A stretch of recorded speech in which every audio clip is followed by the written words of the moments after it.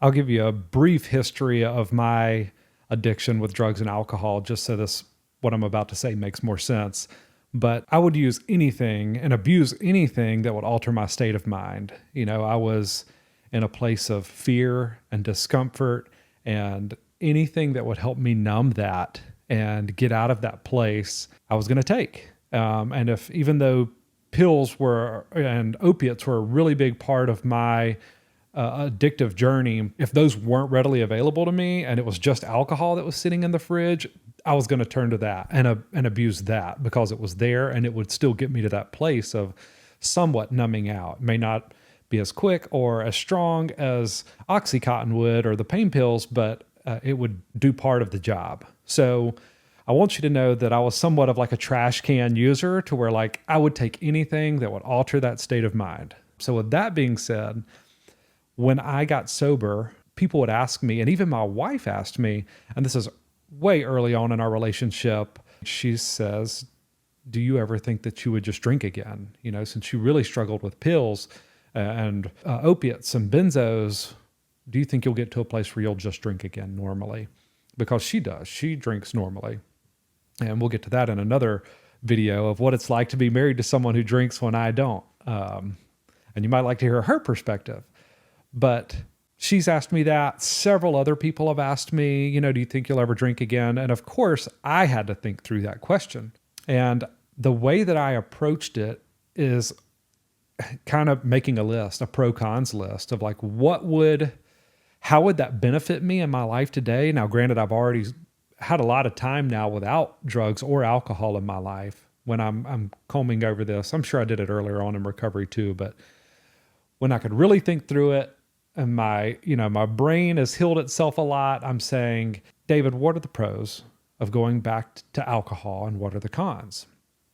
And, I'm sure a lot of people would argue the pros are you have a much better social life and you're going to parties and bars and you're drinking on the golf course and closing deals and, whatever they may attach to that.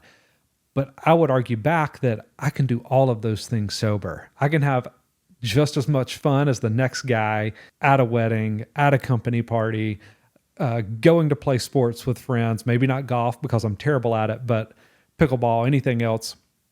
I can have so much fun doing that stuff without alcohol being present. And then I started to look at the cons, and that list was much longer of like, diet-wise, it's adding a lot of sugar, a lot of calories. It's not great for my health.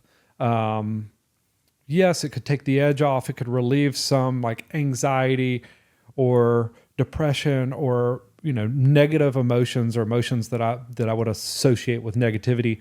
But how healthy is that to just like drown them out temporarily? So even fought through that to make it a pro again or a con again. And then it would alter my decision-making skills. And it takes me back later in life. I saw John Mayer do an interview where he was drinking a lot. He was having really bad hangovers, sometimes like 5 and 6 day hangovers.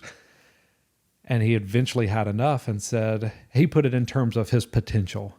And he said, how much of my potential do I want to have control of to dedicate toward the things that mean the most to me, like music or family or whatever those things were for him.